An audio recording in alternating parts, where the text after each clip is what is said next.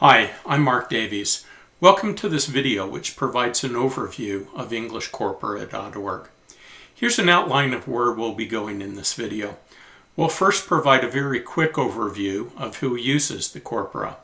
And then in section 1 we'll discuss why you might want to use a corpus in the first place, especially if you're a non-native speaker. Before we talk about how to search the corpus itself, in section 2, we'll discuss how you can get a wide range of information on a given word with just one easy search. And then in section 3, we'll discuss how you can search through carefully edited lists of the top 60,000 words in the corpus. In sections 4 through 9, we'll provide an overview of basic searches of the corpus itself. In sections 10 through 19, we'll give lots and lots of great examples of how the corpora can be used to examine variation in English. Finally, in sections 20 to 24, we'll discuss some of the tools that will help you as you use the corpora. Note that there's a lot of information in this video, and most pages give a lot of concrete examples of searches in the corpora. If things are going too fast, you might want to pause the video to understand better what's going on. First, we note that the corpora from EnglishCorpora.org are the most widely used corpora in the world, more than 85,000 distinct users each month. This is much more than any other corpus website. The corpora are used by people for many purposes, but especially for teaching and research. There's also a great deal of data from the corpora that can be downloaded for offline use, and this data has been used by thousands of universities and companies. Finally, basic access is free, and licenses provide expanded access to the corpora. So why would you want to use a corpus in the first place? Why not just use a textbook or an online dictionary or lots of Google searches? To answer this, let's take a quick look at the corpus data for one simple word, the word seldom. As the corpus data shows, seldom is used much more in formal genres, like academic. The use of seldom has decreased a lot over time, and seldom is used much less in the US than in the UK. In other words, to an American at least, seldom sounds formal, old-fashioned, and British. This is the type of information that can be invaluable for non-native speakers and writers of English who may have limited intuitions about English. You can either spend years and years trying to develop this intuition, or you can do some quick and easy corpus searches to provide the same information. And how would you get this information from Google searches or from an online dictionary? And other online corpora wouldn't give you this information either, especially if they were just based on a huge multi-billion word blob of data from web pages where the texts don't give information on genres or dialects or whether individual words sound old-fashioned or not. This is a simple example of variation with just one word, but variation is also important for syntax or grammar and meaning.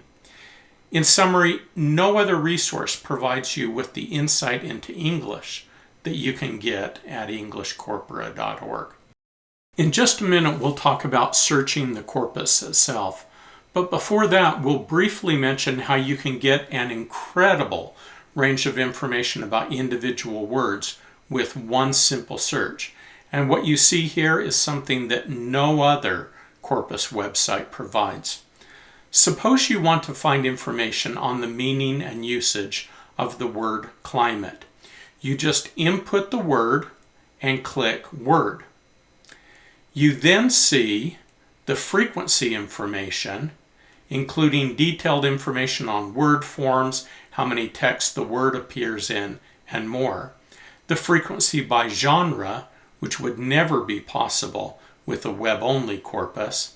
Simple definitions, with links to external definitions and even etymology, links to images, pronunciation, and videos, translation to more than 100 languages, synonyms and more specific and more general words, collocates, which are nearby words and which provide insight into meaning and usage, topics, which are words that occur anywhere in the text and which often provide even better insight into meaning than collocates, morphologically related words, the most frequent 2, 3, and 4 word clusters with this word, sample concordance lines to see the pattern in which the word occurs.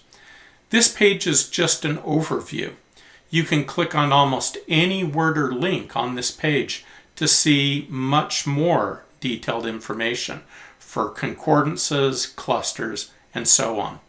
Again, the corpora provide a much wider information or range of information on a word than any other corpus site. In addition to finding all of this detailed information on a specific word, you can also browse and search through carefully corrected and edited lists of the top 60,000 words in the corpus, which is something that is only possible at EnglishCorpora.org.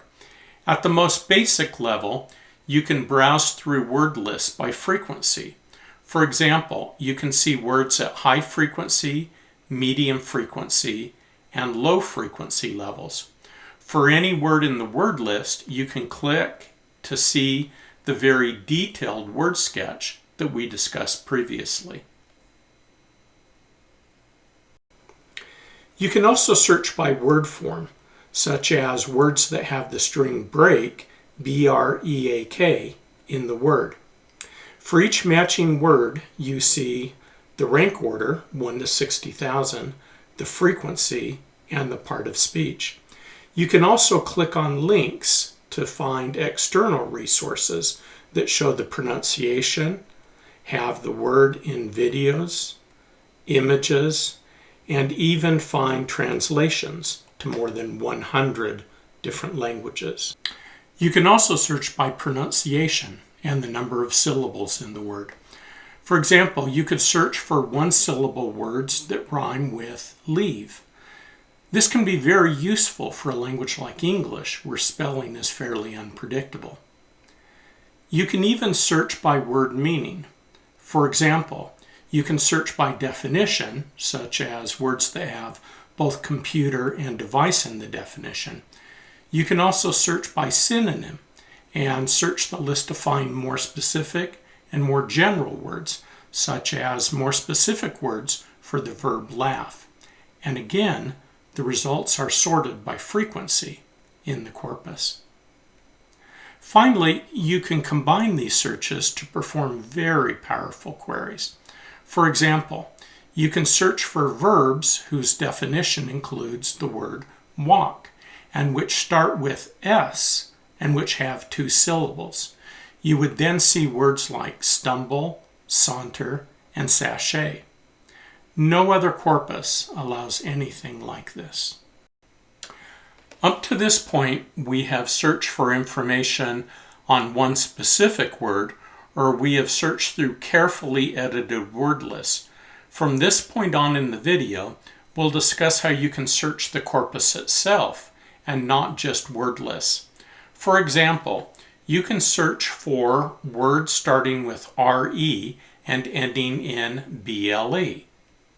You see a list of the matching words, and then you can click on any word or phrase to see it in context. And then you can see even more context, up to about 200 words of context. In addition to seeing the basic frequency list, such as this list with break in the word, you can also click on sections to see the frequency of each word in each section of the corpus, such as the genres in COCA, the Corpus of Contemporary American English, or the decades, such as in COA, the Corpus of Historical American English. Every word in the corpus is tagged for part of speech, which allows you to carry out sophisticated searches on the corpus.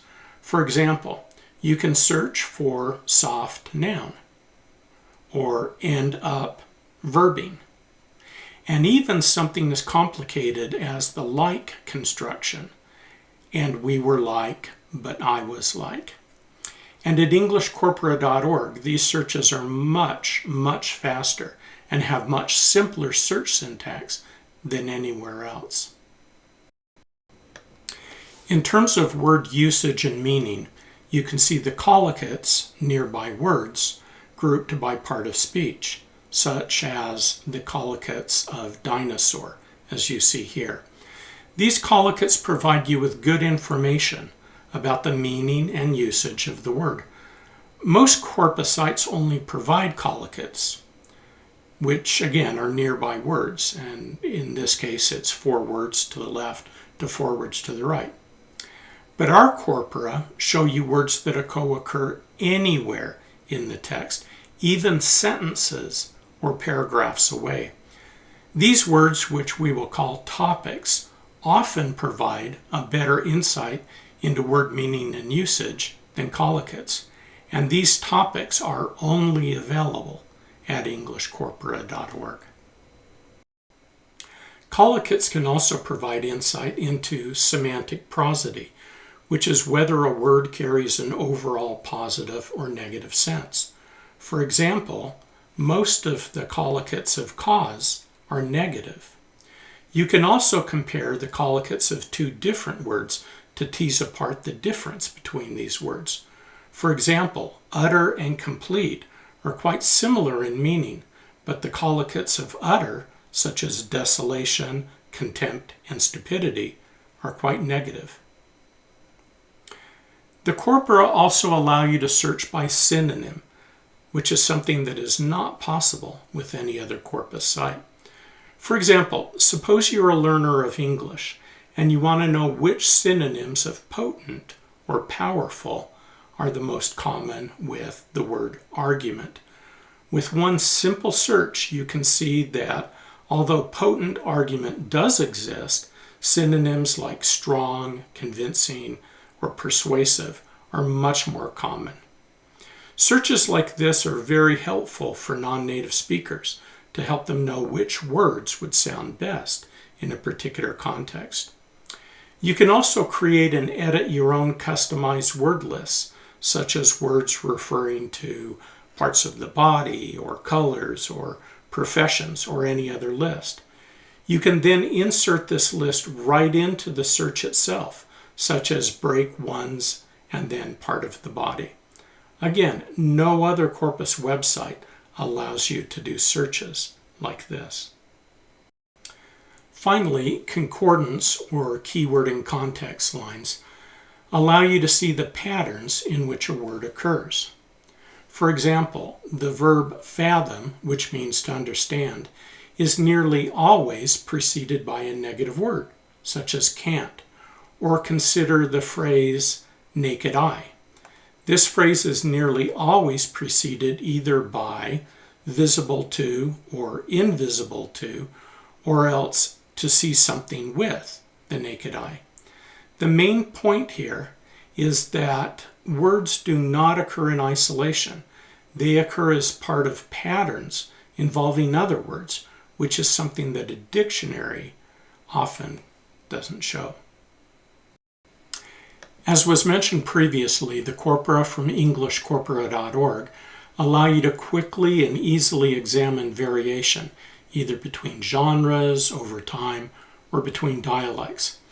The data from these searches can be incredibly powerful for non-native speakers to allow them to examine, as with seldom earlier in the video, whether a word or phrase or syntactic construction might sound formal or informal, old-fashioned or really new, or whether it might sound, for example, like British or American English. In this first section, we will look at genre-based variation. Most of the data for this section comes from the corpus of Contemporary American English, COCA, which contains more than 1 billion words of data from 1990 to 2019. Most importantly, it contains between 125 and 130 million words of data from each of the following genres: blogs, other web texts, TV and movie subtitles, spoken, fiction, magazines, newspapers, and academic. In other words, it contains a great range of texts from informal to formal, and it's the only large and recent corpus of English that has this range of genres. The British National Corpus, or B&C, is much smaller and older than COCA, but it also provides useful data. And other corpora that provide information on genre-based variation include the Strathy Corpus from Canada and the Corpus of Online Registers of English. In terms of lexical variation across genres, suppose, for example, that a non-native speaker uses the phrase "a lot of" noun. She might not realize that "a lot of" is much more frequent in informal genres like spoken, but that it wouldn't really be appropriate for formal academic English. The phrase "several noun," on the other hand, is used much more frequently in academic. So if she wants the paper to sound more formal, she should probably use "several noun" instead of "a lot of" noun. In addition to seeing the frequency of a specific word or phrase across genres, we can also quickly and easily do searches to find all words that are more common in one genre or subgenre than another. For example, this simple search allows us to find adjectives that are more common in medical texts than in general academic texts. We can also compare the frequency of syntactic constructions across genres. For example, consider the like construction, such as "and I was like," and "they're like." A simple search shows that this is much more frequent in informal genres like TV or movies or spoken than in formal genres like academic. Or consider the be passive, such as "are made," "were found." Many prescriptive grammars say that we should avoid the passive, but the corpus data shows that the be passive actually occurs more, much more, in careful formal genres like academic. Finally, we can quickly and easily compare meaning across genres by looking at collocates. For example, we can compare nouns near chain in fiction and academic. The corpus data shows that in fiction, on the left of the chart, the meaning is usually literal, a physical chain, as seen by collocates like neck, gold, or fingers. In more formal academic English, on the other hand, chain has a more abstract, metaphorical sense, as seen by collocates like commodity, analysis, or supply. Turning to historical variation, EnglishCorpora.org provides the best corpora for looking at changes in English over time. Perhaps the best corpus for looking at historical change is COA, the Corpus of Historical American English. COA is comprised of 475 million words from 1820 to 2019, and it has roughly the same genre balance from decade to decade. COA provides many searches that Google Books never could, and because COA is 100 times as big as any other structured historical corpus of English, it allows us to carry out many searches that would never be possible in these much smaller corpora. In addition to COA, there are several other corpora at EnglishCorpora.org that allow you to look at changes in English. In summary, no other corpus site provides the range of historical corpora as EnglishCorpora.org. Looking first at lexical change, we can find the frequency of any word or phrase during the last 200 years. For example, we could search for Reds, a derogatory term for communists, and we would see that the frequency is the highest in the 1950s. And it is the highest in any year in the year 1953, which is the year of the anti-communist McCarthy hearings in the United States Senate. You can also search for phrases such as a most adjective noun, such as a most unusual thing, and you would see that the frequency has gone down almost each decade during the last 150 years. In addition to looking for specific words or phrases, you can also quickly and easily find all words that are more frequent in one historical period than another. For example, this search compares words ending in ism that are more frequent in the 1800s, such as Romanism or heathenism, or during the last 5 decades or so, such as racism or anti-Semitism. We can also look at much more recent lexical shifts using either COCA or especially the Now corpus, newspapers on the web. As of February 2023, the Now corpus contains 16.8 billion words in more than 28 million texts from 2010 to the present time. Most importantly, it grows by about 5 to 7 million words each day, or about 180 to 200 million words each month. The Now corpus allows you to search for a given word or phrase and see the frequency by year, month, and day. For example, many people have been interested in the use of the phrase fake news.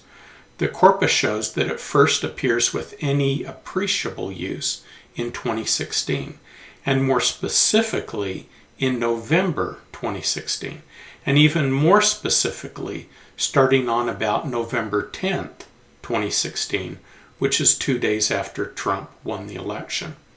No other corpus allows research that is this precise and is based on such a large corpus as the Now corpus.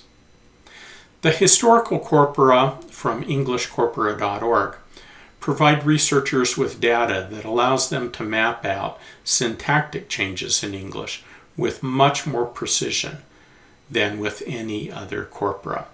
For example, you can search for end-up verbing like ended up getting, and COA shows that the construction didn't really exist before the 1920s, but that it has increased in frequency each decade since then.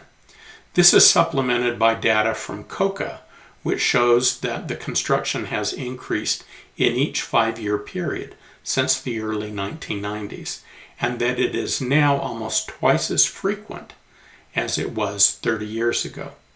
Or consider the like construction, such as, and I was like. COA shows that it has increased in each decade since the 1980s, and COCA shows that it has increased in each 5-year period since the early 1990s, and that it is now about 20 times as frequent as it was 30 years ago. Finally, because COA is so large, about 100 times as large as any other structured historical corpus of English, at least for the last 200 years, we can use collocates to look at semantic change. For example, let's look at the collocates of gay. COA shows the collocates decade by decade during the last 200 years. We see that in the 1800s and the first half of the 1900s, gay meant happy or cheerful. In the 1950s to 1960s and also into the early 1970s, gay was undergoing semantic change to the current meaning, and the word was overall much less common than before or after that time. Since the late 1970s, the collocates referred to the new meaning of sexual orientation with collocates like lesbian, rights, and marriage. This type of approach, which looks at collocates to examine semantic change, only works with large corpora like COA, and it would never be possible with tiny 4 to 5 million word corpora. In this and many other ways, COA has transformed English historical linguistics since the corpus was first released in 2010. There are several corpora at EnglishCorpora.org that allow you to carry out careful studies of variation in the English of countries like the UK, the US, Australia, India, or Singapore. Probably the best corpus is the GLOBE corpus, Global Web-Based English. Since its release in 2013, GLOBE has revolutionized the study of English dialects in the same way that COA has done this for studies of historical English. GLOBE contains nearly 1.9 billion words of data from 20 different countries. The texts come from general web pages from each of these countries, as well as from blogs, which are typically very colloquial. GLOBE is about 100 times as large as the International Corpus of English, ICE, and GLOBE provides many, many searches that ICE, because of its small size, never could. And in addition to GLOBE, there are several other corpora at EnglishCorpora.org that allow you to carry out studies on varieties in English. At the most basic level, using GLOBE, you can see the frequency of any word or phrase in each of the 20 different countries. For example, banjaxed, which means screwed up or messed up, is limited primarily to Ireland. Eve-teasing, on the other hand, occurs primarily in South Asia, India, Sri Lanka, Pakistan, and Bangladesh. You can also find all words that occur more in one country than another. You can do this in GLOBE or NOW or in the TV or movies corpora. For example, this search from the 325 million word TV corpus finds adjectives occurring after the word so that are more common in the US or the UK. In the UK, for example, we find adjectives like daft and chuffed, which would almost never be used in the United States. We can also use the corpora to examine syntactic variation between the different countries. For example, we can look at the like construction, such as and I'm like. We see that it is most common in the US and that its frequency decreases in almost stair-step fashion in Canada, the UK, Ireland, Australia, and New Zealand. This example looks at a very narrow syntactic construction. With the verb stop, nearly all dialects can use from in the construction, as in stopped him from leaving. But the construction without from, such as stopped him leaving, is much, much more frequent in Great Britain, the UK, than in American or Canadian English. Finally, we can use collocates to compare the meaning of words in different varieties of English. For example, let's look at adjectival collocates occurring with scheme in the US and the UK. The collocates in Great Britain on the right are fairly neutral, since in Great Britain, scheme is similar in meaning to plan. But in the US, on the left, scheme has a much more negative sense, as is shown by collocates like evil, fraudulent, and nefarious. A second example doesn't deal with the meaning of a given word per se, but rather what is being said about a particular topic. Some people call this critical discourse analysis. For example, let's compare adjectives that occur before wife in Asia and Africa compared to what are called the inner circle dialects, such as the US, UK, and Australia. There are several collocates in Africa and Asia, shown on the left, which would sound quite awkward in countries like the US or the UK, such as temporary, senior, or permanent wife, or chaste or obedient wife. So in this case, the collocates refer to different societal or cultural norms in these countries. Using collocates in this way only works in large corpora like Globe, and research like this would never be possible in corpora like the International Corpus of English, ICE, which is only 1/100th the size of Globe. In addition to searching the corpora, there are many features at EnglishCorpora.org which make the corpora even more useful for teaching, learning, and research. We will mention these very briefly in this video, and there will soon be individual videos on each of these features. First, at EnglishCorpora.org, it is much easier and much quicker to create virtual corpora, or subsets, of the entire corpus than can be done at any other corpus website. The first way to create a virtual corpus is to find text with a given word or phrase, such as nuclear energy. In less than 3 or 4 seconds, the corpus finds the best text, and you can select as many of these as you want. You can also organize your virtual corpora in powerful ways, but this is something that we won't discuss here. In just 2 or 3 seconds more, you can extract the keywords from your virtual corpus, and you can easily adjust how specific these keywords are. And of course, you can also limit any search, keyword in context, concordance, collocates, strings, and so on, to your virtual corpus. A second way to create virtual corpora is by using metadata, information about the text, such as date, author, title, source, and so on. For example, in the Now corpus, we can create a virtual corpus composed of texts from the Guardian newspaper in Great Britain, which have the word Ukraine in the title of the article, and which appeared during the first month of the Russian invasion, February 24th to March 24th, 2022. In just 1 to 2 seconds, the corpus searches through the 28 million texts in the Now corpus to produce a list of the best texts. And as before, we can refine this list of texts. And as before, in just 2 or 3 seconds more, we can extract the keywords, and we can limit our searches to the virtual corpus that we've created. An extremely powerful feature in the COCA corpus is the ability to analyze our own text. For example, a student who wants to improve reading comprehension might copy and paste text from a newspaper article from the web.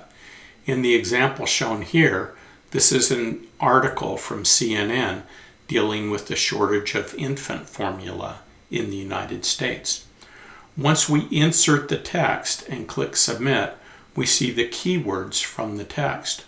We can click on any of the keywords to see the full home page for that word, as we've discussed previously. And we can do that for any word in the text as well. Another powerful feature is that we can select any phrase in the corpus, such as powdered milk, and then expand the search, for example, powdered followed by a noun, to find related phrases in COCA. Another feature of the corpora is the ability to see external resources for words and phrases in the results from our corpus searches. For example, by default, we will see the keyword in context view for a given word or phrase. But we can also see translations of any of these words, which is something that we will discuss in more detail in just a bit. We can also do a Google search for the word or phrase, or find images, or see videos with a pronunciation of the highlighted word or phrase, or search for the word or phrase in Google Books. Likewise, users can easily find external resources for the results in the keyword in context or concordance display. By default, users see an expanded keyword in context display up to about 200 words, but they can also click on an icon to see a translation for the line of text. They can click on another icon to hear the line pronounced. And finally, they can click to see information on any of the other words in the line, including a corpus search, definitions, external images, and videos, pronunciation, and translations for any of these words.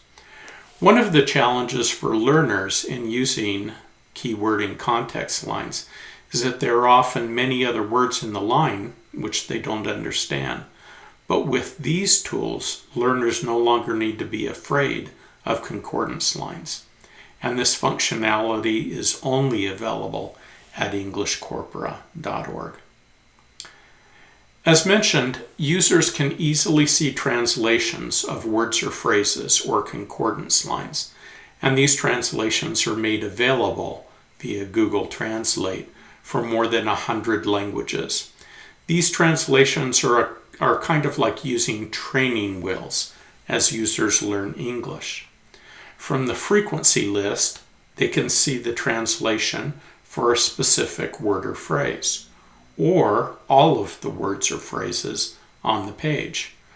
From the keyword in context or concordance display, they can see the translation of a given line of text or multiple lines of text which they've selected. Finally, from the expanded context page, they can see a translation of the entire expanded context. There are many, many other tools that are built into the Corpus interface, but we will only discuss 3 of these at this point. First, you can see a list of all of your searches, and you can even search through your searches and add notes about any of the searches. For example, all searches that you've done on a particular topic. And you can copy a link to the search and insert it into a research paper or an email or wherever, so that others can see exactly what you saw when you did the search. Second, you can save words and phrases to a favorites list, and you can assign them to categories such as biology or synonyms of walk or whatever. This should be especially useful for language learners and teachers. Finally, you can save keyword in context lines to lists and then edit these lists in many different ways. In summary, the corpora from englishcorpora.org are the most widely used corpora in the world, both for language teaching and for research. There's also offline data, for example, word frequency data and downloadable full-text corpora that have been used by many hundreds of companies and universities throughout the world. The corpora are much larger and much faster than comparable corpora. For example, for research on dialects and historical change, they're about 100 times as big as the next largest corpora. There's an incredibly large and wide range of searches. There's powerful browsing of the top 60,000 words in the corpora and detailed word sketches for each of these words, definitions, collocates, topics, synonyms, clusters, concordance lines, external links, and much more. There is much better data on linguistic variation in English, historical, dialectal, and genre-based, than can be found with any other corpora. There's also a very wide range of tools. Virtual corpora, the ability to analyze entire texts, to save data, and to see links to external data. An important point is that probably 90% or more of the searches that you've seen in this video wouldn't be possible or doable anywhere else. They're only possible with the corpora from EnglishCorpora.org. So in summary, the data from these corpora allow non-native speakers to better model their usage on actual English usage, such as in the simple example that we gave at the beginning with seldom. And finally, in summary, the corpora from EnglishCorpora.org are the most powerful and the most user-friendly corpora of English for teaching, learning, and research.